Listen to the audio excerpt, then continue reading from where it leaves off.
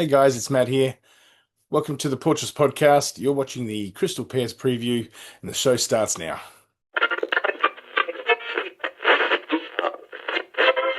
Well, it's time to start the show. All right, guys, the teams are in, and we have Lockie Jones coming back into the side. We have also Joe Berry, who's getting back into the side after a couple of games in the Maggies. And we've also got Christian Moraes coming back in as well. Now, these guys are coming back in at the expense of a couple of injuries. Ollie Wines is injured and just couldn't get over the line. I guess we found out middle of the week about him. And also, Alia just couldn't get up, so that was a bit of a loss. He's been brilliant in the back line there with the Saba, so the back line have got to adjust a little bit. Also, we have Hugh Jackson omitted. Hugh Jackson just hasn't obviously stood out. He's been just a bit off his game, and when you are an earlier debutant, you've got to have some ripper games. If you get lost in the game, then obviously you're going to find yourself back in the twos. So Hugh Jackson gets omitted, but Christian Moraes and Joe Berry are awesome ins. Moraes are playing a bit of that defensive role, but it's nowhere like Alia. Joe Berry also comes in, so we've almost got two defenders at the expense of one. We lose a midfielder, but we also keep a midfielder as well in Jason Horne-Francis. It's good to see him be able to not only play a pretty good game as well. A beautiful goal around the corner there, as we can see in the photo there for those that are watching the podcast, and also a brilliant. Brilliant news that he obviously got through by the ins and outs. We get to see that the shoulder came up. He was holding that middle of the week, and obviously he'll be all good to go and as 100% as he can be, but he's ready for the game. He's good enough to be able to play, so that's great news. Also, Marnie Liddy has survived the selections, and obviously it's good to see him be able to get a second game. His first game was pretty serviceable. I think it was 14, 15 touches, something like that. And he's going to be a good fit in the side, and it can only get better from there, I reckon. So good. Well, congratulations, Marnie, for making it to the next game against the Swans this week. No game in the SANFL, so no selections for there. So that's the AFL selections, and that's the teams. And that's going to be for Sydney. I guess we've got a team that is pretty hungry and has been up and down, and it hasn't been convincing at all. We beat them at the SCG, and I think we can beat them at home.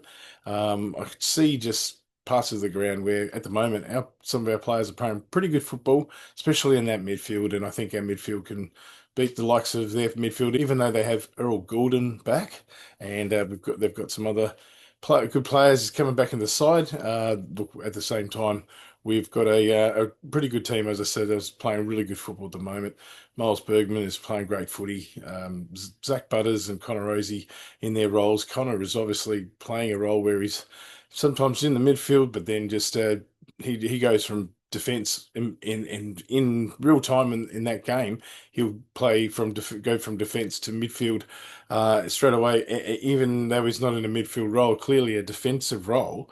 But he'll just work his way up the ground. As captain, he's able to be basically playing just an attacking role, even from defence. Wouldn't be surprising if he kicks a couple of goals again this week from that position in that back line, defensive role. It is good to be king for him, I guess, because he's able to then dictate where he can be at his best. And 2 wins and the team being up and at him, and now with still 2 more home games before getting back on the road for a while, it's a good sign for the side where the players are obviously confident at first, because to get the team confidence going, you need individuals to step up and find their confidence, and no one else more matters than, first of all, Connor Rozee and Zach Butters to lead the way, which they're doing. Yeah, I still see Sydney being threatening on the weekend. I feel like we cannot take them lightly, but I still feel quite confident that Port Adelaide can get over the line and can have a pretty good win.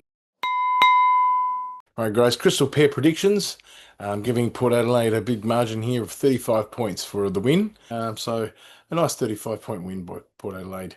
It is going to be a game where I feel like this could even be 35 plus. If Port Adelaide get out to that lead early, I think we can hold that lead. It's 18 degrees and there's barely a cloud in the sky. So I'm thinking a high scoring game, but this is where Port Adelaide can actually do really well in regards to keeping, even at a good weather conditions, keeping Sydney to a low score. We play really well when we're, I guess, forward of centre. The ball is forward of centre for us, and we've got, I guess our defenders, look, they are generally busy, but you can have that joke about how they're cold because the ball's at the other end of the ground, because I've got a feeling that could play out. So look, 35 plus, but we could actually see potentially a big result here. I just can't see Sydney Swans getting at all a big margin. I can't see them kicking a big score. And with my crystal pairs here, it ties in with my roughies as well. For the crystal pairs predictions, my BOG in the forward line is Mitch Georgiades. He's kicked 7 goals last week. I'm going to go for him to kick 7 or 8 more, this week. So Mitch Georgiades for my forwards. In the midfield, I'm going to go with Jace Burgoyne. I can just see him utilising the space of the Adelaide Oval. And even though he's on the wing there, just to have a bit of an influential game, I think, there's going to be the usual players that will play really well and stand up, and possibly even a 3-2-1 could come from, Drew and Horne-Francis and Butters.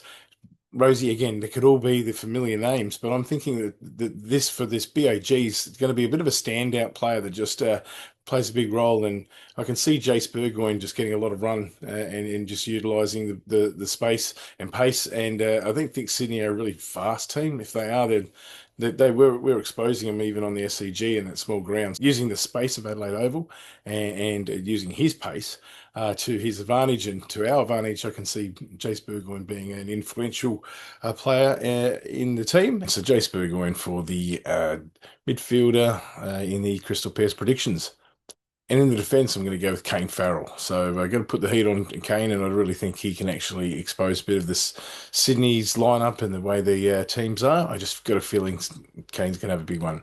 I could see Kane Farrell just having some good influential kicks, out of the defence and being able to be very creative, leading to being, I guess, got potential goals and inside 50s on the back of his creative kick out of the back line. So putting in my predictions with Kane Farrell as the defender for the BOGs. When it comes to the roughies, tying in just with the 35 plus margin, I reckon Port Adelaide by 100 plus. And in with that roughie, I'm predicting that we will keep the Swans down to 40 points or below. Just got a feeling Port Adelaide are hopefully going to get 3 wins in a row, and after the bye, and we could see a big result. That's my roughie, is that Port Adelaide kick 100 plus points and get a 10-goal win, 60 plus point win, hopefully, as I really don't see Swans being much of a threat for this game. All right, guys, again, at the game, it's a Adelaide Oval game. We'll have Craig Jones there giving the updates. So look out on Facebook. Yeah, look forward to his insights to the game in real time. All right, thank you very much for listening, and thank you very much for watching. You've been watching the Crystal Pair preview on the Portress podcast. Until next week, until we get into the game review of the Sydney game, thanks for listening, thanks for watching, and go the Power. There it is! It's all over!